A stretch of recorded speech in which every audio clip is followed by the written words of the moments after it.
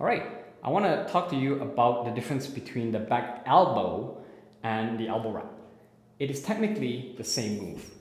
So with the elbow wrap, you're facing more overhand. So I'm looking on my right side, so I'm wrapping it around my right hand and then throwing it to my right side. Because if I'm facing you here, facing east, technically that is the left side as I turn over to my right side over here. So I know it can get a bit confusing, but basically right hand throw to right side, and I'm looking right, that's overhand. So this is the elbow wrap, which we've already gone through in a tutorial video, so I won't go into the specifics of how to do it.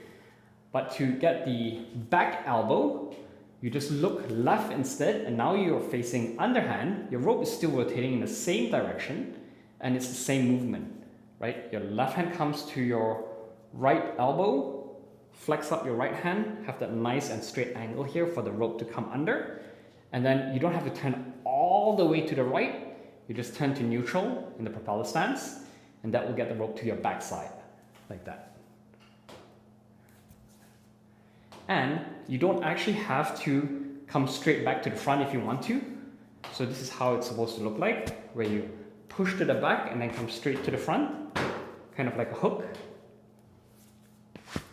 But if you want to add in an extra spin on the right side, if that's easier, you can do that as well. So I'll show the slight difference. This is straight to the front. So I'm wrap, back, front. Wrap, back, front. And then if I add another spin on the back side, it goes wrap, back, back, front.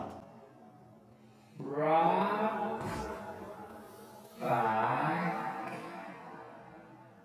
back, front. Wrap, back, back, front. Wrap, back, front. Wrap, back, front.